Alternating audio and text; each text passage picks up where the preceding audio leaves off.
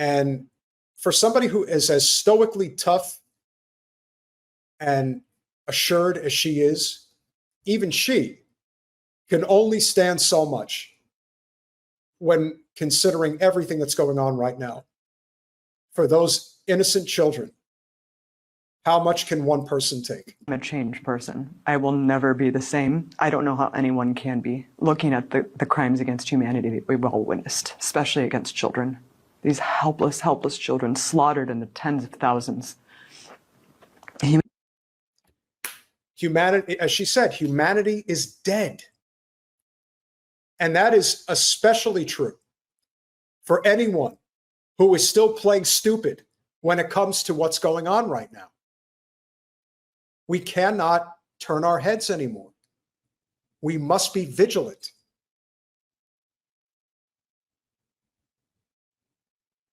Abby Martin is one of the most courageous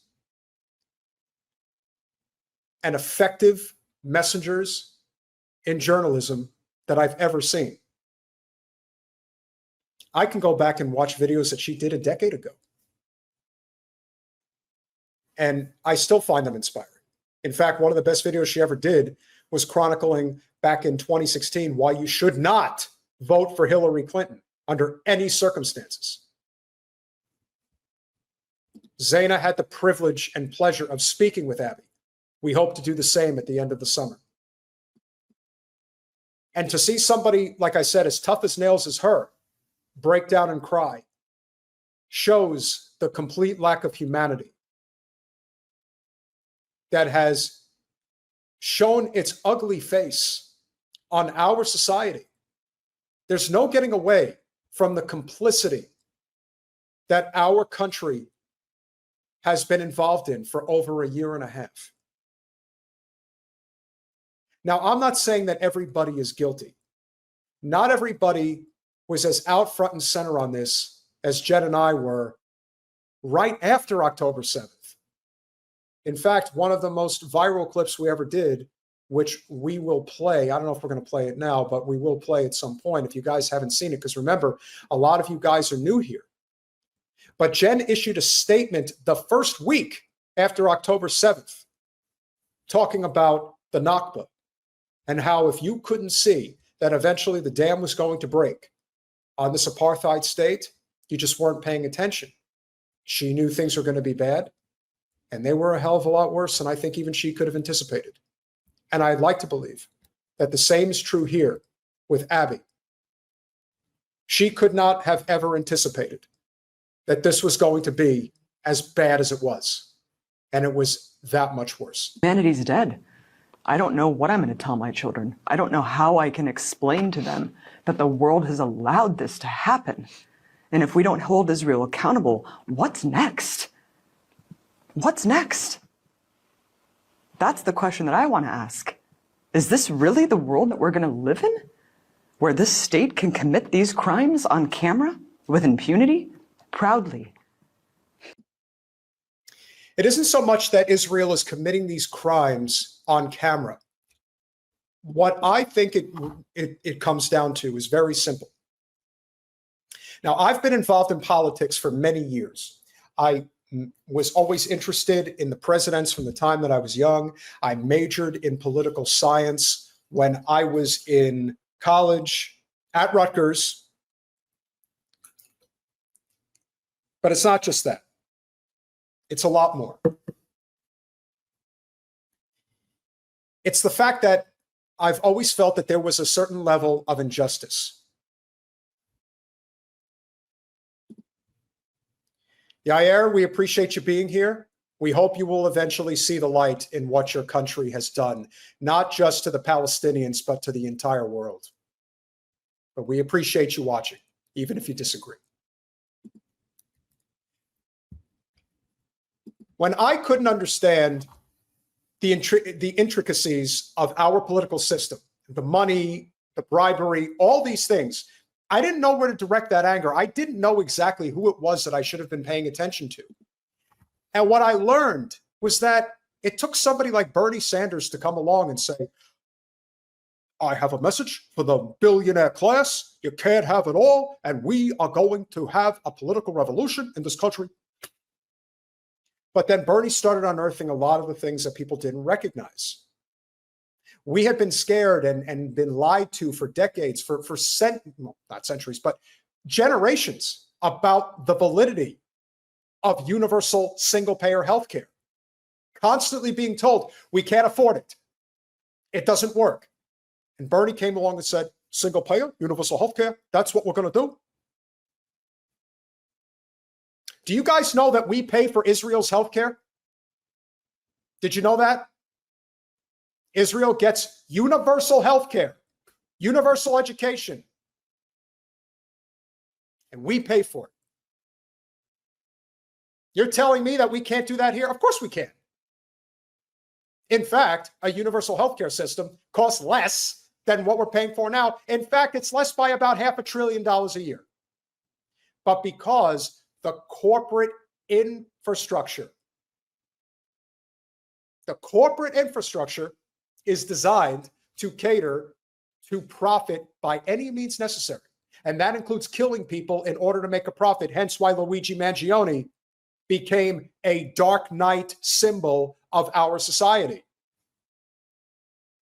Bernie Sanders helped us, particularly in 2015 and 2016. He guided us on the right path to understanding how this system is as broken as it is, how it's not about directing the problem that clearly exists when we ask ourselves, why is it that we're the only developed nation on the planet that doesn't have basic needs taken care of? Education, healthcare, clean drinking water, job opportunities, learning a trade. Those things don't exist because our entire system is completely engulfed in corporate special interests. It is a form of fascism, oligarchy, whatever you want to call it, but it's real and it's here. And Bernie was able to show us a pathway forward to understanding why that is the case. But that wasn't the only thing that we learned. We learned many of the machinations as to why that is the case. We learned just how filthy, despicably corrupt the Democratic Party infrastructure is, infinitely more corrupt than the Republican Party by a wide margin. But many people didn't know these things. They didn't understand them. They couldn't see it. They didn't know that it was really there in front of them until it got exposed. How many times does the Democratic Party have to show you that they will sink this country straight into hell before they relinquish corporate special interest power over the party? Not happening. So we have to find another way. The same was true when we talked to you guys about Ukraine, that it had nothing to do with anything other than we, the United States, NATO, want control of over $7 trillion worth of natural resources in Western Ukraine. Hence why we want to get them into NATO and put our troops up on Russia's border. And Putin said no. Do we agree with what he's done to the Ukrainian people? Of course not. But do not mistake why it happened and for what reason. The same is true for what's going on in Gaza. There is $500 billion worth of natural gas under that soil, and we want it. We also want 25 miles worth of Mediterranean coastline real estate development opportunity, which is in the trillions of dollars in economic opportunity. And that's it. And if millions of people have to die, then that's the way it is, baby. Everything has a price. We kill upwards of 100,000 people a year in this country for profit that we know of. That we know of. Lord knows how many more there is. We have significant disagreements with RFK, but we 100% agree with him that our food in this country, to a man, woman, and child, overwhelmingly is poisoned. There is a reason that the same type of foods that are sold all over the world, particularly in Asia and Europe, do not have the same ingredients that we have in our food. As many as 23 substances are illegal in other parts of the world, but they're illegal here. Why? Because it gets people fat and sick and dependent on big pharma. That's how this works. It's all interconnected, which is why they fight so hard to prevent any domino from falling. So to bring it full circle, when Abby talks about how is it that we have allowed ourselves to not necessarily perpetuate the genocide that is going on, but to allow it to happen the way that it has, the reason that this is happening, pure and simple, is because it has never been thrown in people's faces before. They had never seen anything like this before. And many people are fighting back. But the infrastructure that controls the system, which is run by a very small cabal of people that are so fucking rich, you would never be able to wrap your heads around it. And I know who these people are because I'm in commercial real estate. I can tell you that I know a person who's worth $500 million, and you would never know it in a million years that they were.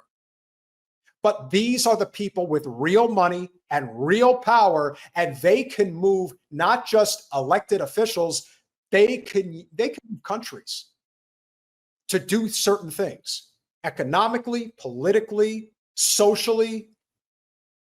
They can control all of it. In the case of Israel, it is an incredibly lucrative, financially driven, and yes, religiously driven ideology that is potentially going through its death throes. I don't know if it's there yet, but it's not going to surprise me if it gets there sooner than later. Because now it's in everybody's face. You cannot deny what's going on. And to those who are denying it, they're just lying.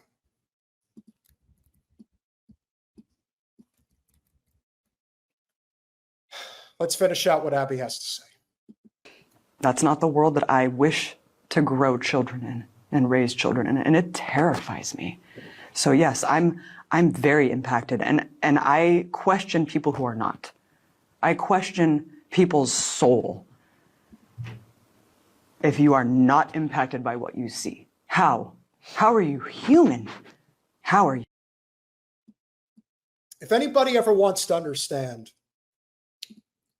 what motivates me, particularly when it comes to somebody like Debbie Wasserman Schultz, I'm going to replay this clip. It's a quick one. It's only about 30 seconds. But this will give you an idea of why this particular person is the bane on my existence, as it should be on everybody else's, and is emblematic of what is wrong with politics today. There's this vote that's going to happen on the Israel-Hamas resolution on the floor. Are you concerned that some Democrats may not support this? I would hope that all members would support a resolution that condemns terrorism, the brutal attacks that were perpetrated against the Israeli people that were killed. We have 218 hostages. They took 222. Someone who votes against this, I would think, doesn't have a soul.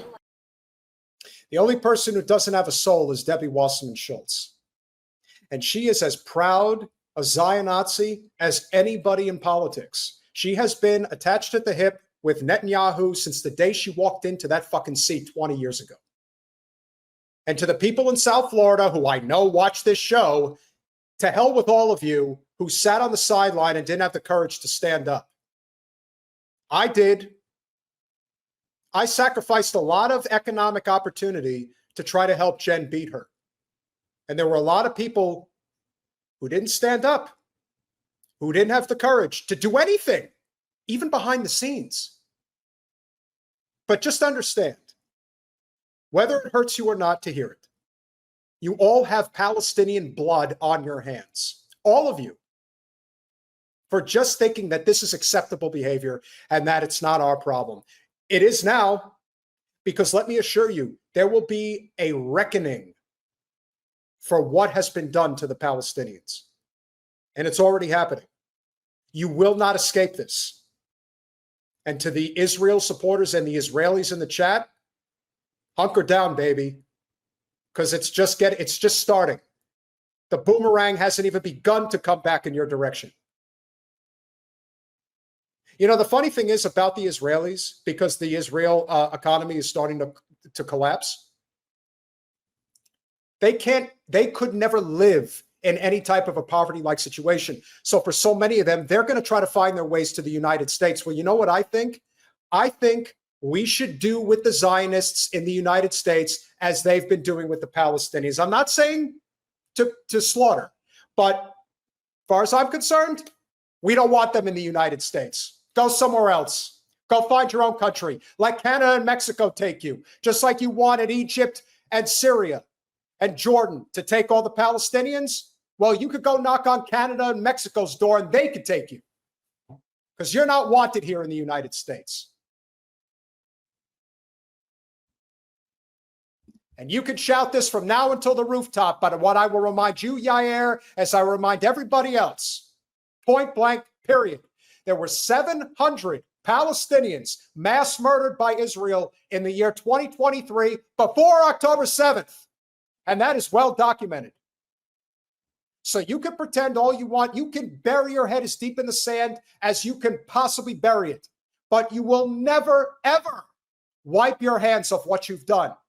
And if there is a hereafter, you will have a reckoning in the afterlife as well. Because you've all been stone silent. And I've got the receipts.